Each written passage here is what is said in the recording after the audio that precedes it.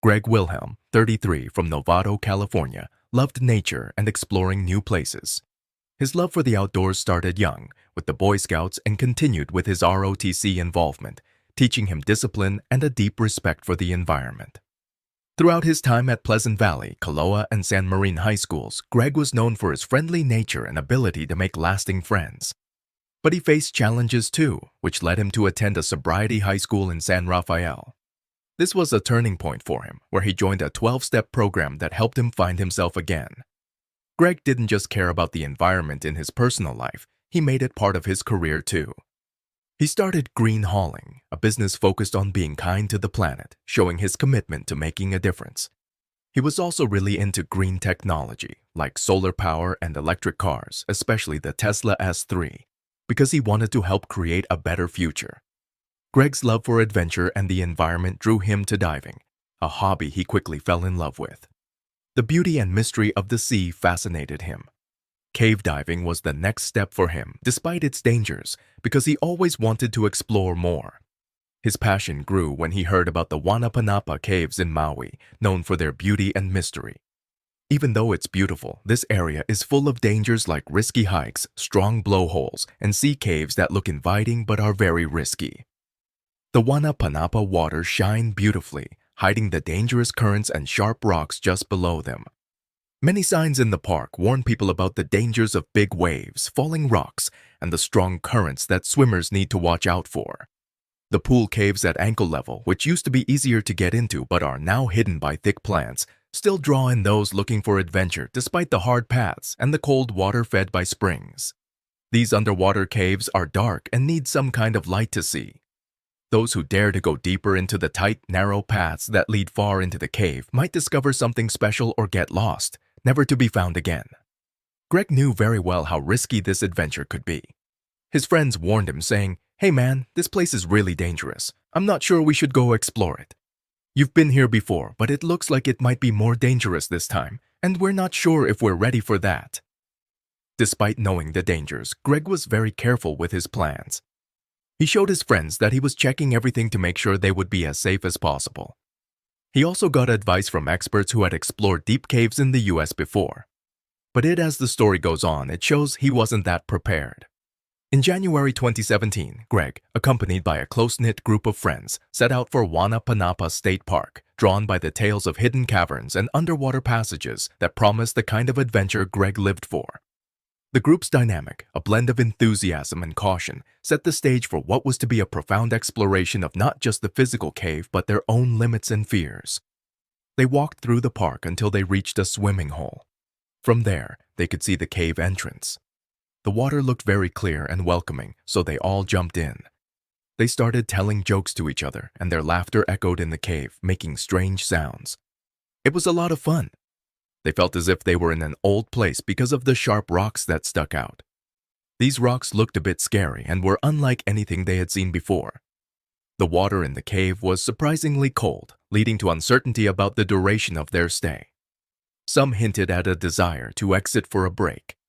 At that moment, Greg suggested advancing further into the cave, yet the two women exchanged glances, expressing reluctance. They openly declined, citing a lack of preparation in contrast to Greg. However, Greg's male friend was eager to explore further.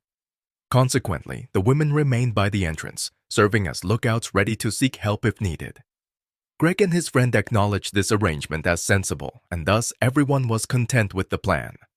As Greg and his friend lingered near the cave's entrance, they noticed the light beginning to wane, a result of storm clouds gathering overhead.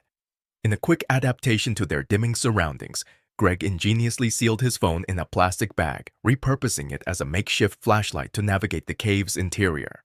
This improvised light source proved invaluable, enabling them to advance deeper without the hazard of colliding with the cave's jagged edges or veering off into the unseen walls. Securing the phone within its protective casing, Greg submerged it to explore underwater vistas. To his astonishment, the water's clarity revealed the cave floor below, strewn with jagged rocks. A sight intriguing yet distant, as venturing further down was not their intent. However, a new challenge quickly presented itself: the rising water levels. Greg's friend voiced a concern that echoed through the cavern. "Hey man, the water's coming up. We've got limited time here before we need to make our exit. This rising tide underscored the urgency of their situation, yet their resolve to push forward remained undeterred, driven by a desire to uncover more of the cave's hidden depths. As Greg and his friend moved deeper into the cave, they found that the ceiling was getting lower. They had to bend and twist to get through tight spots. It wasn't too cramped yet, but it was beginning to feel that way. They needed to duck and weave through parts with water and parts where they had to walk. By now, the cave was pitch dark except for their small flashlight, which was running out of battery. This made Greg's friend's heart beat faster because he was starting to worry. The two women waiting outside realized that Greg and his friend had been inside much longer than expected. Despite this, Greg and his friend didn't stop. They kept going further into the cave, looking for a hidden passage. They had to carefully make their way through both watery areas and narrow spots with sharp edges. The two women waiting outside the cave were starting to feel uncomfortable. They weren't excited anymore and just wanted Greg and his friend to come out so they could all go home. They all kind of knew that this adventure would push them to their limits. They had a strong friendship built on seeking adventures, and they knew about the tight spaces in the cave where only one person could squeeze through at a time. They had agreed that Greg would go first into these tight spots because they trusted his decision-making. Eventually, they reached a very narrow part of the cave. Greg decided to go through it first to check it out and then let his friend know if it was okay to follow. This part of the cave was really cold, and they weren't sure how long they had been exploring. Greg carefully moved through the tight space, using water to make his arms slippery so he wouldn't cut himself on the rocks. Inside this narrow passage and the area leading to it, the water was completely still, not moving at all. Somehow, Greg managed to get through, but in the process, he lost his phone. This meant they no longer had their flashlight, and everything was dark.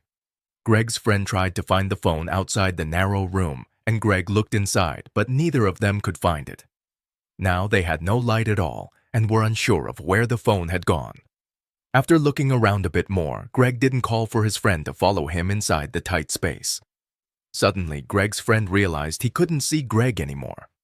Unsure of where Greg had gone, he decided to wait outside the narrow passage, hoping Greg would come back. But Greg didn't return. Faced with a tough choice, stay put or attempt to leave without any light, he knew he had to leave to find help for Greg. It was a difficult journey, but he managed to find his way out of the cave.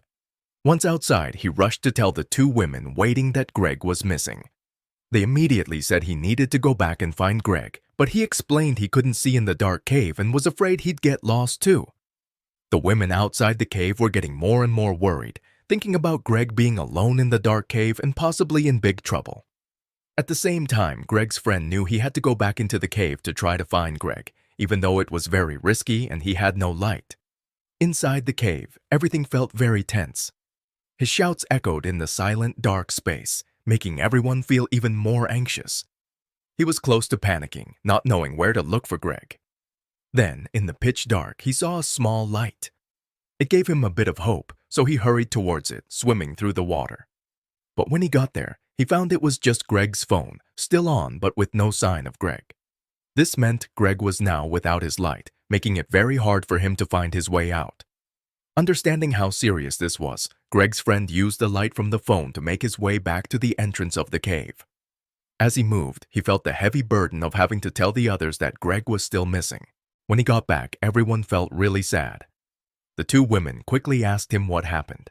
He explained he found Greg's phone but not Greg, and they needed to call for help right away. They all waited, feeling nervous and hoping Greg would come out of the cave on his own.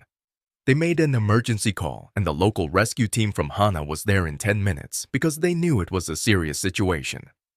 Watching the rescue team get ready, Greg's friends felt scared but still hoped for good news. They had to wait even longer for a special rescue team from Kahului, which was quite far away. This team had stronger lights and the right equipment to go deep into the cave. While the rescue started, Greg's friends were very quiet, scared of what the team might find. They were all hoping not to hear any bad news about Greg. Their worst fears came true when the rescue team, using bright lights, found a person not moving deep inside the cave. It was Greg, only 75 feet away from the exit. They found him just after 1 p.m., and this sad news made everyone, both Greg's friends and the rescue team, very upset. Even though they knew what had happened, It took a long time to bring Greg back from the cave because it was a difficult place to reach. They didn't get Greg out until after 5 p.m. Greg's sudden passing was a shock to everyone who knew him. He was young, healthy, and a good swimmer. The fact that he drowned because he lost his phone, got separated, and then couldn't find his way was both confusing and very sad. It left everyone wondering exactly how these things happened and led to such a sad end. That's everything for today. Thanks for sticking with us to the end. If you were touched or intrigued by this story, don't forget to hit the like button and subscribe to our channel for more. Looking forward to having you with us for the next story.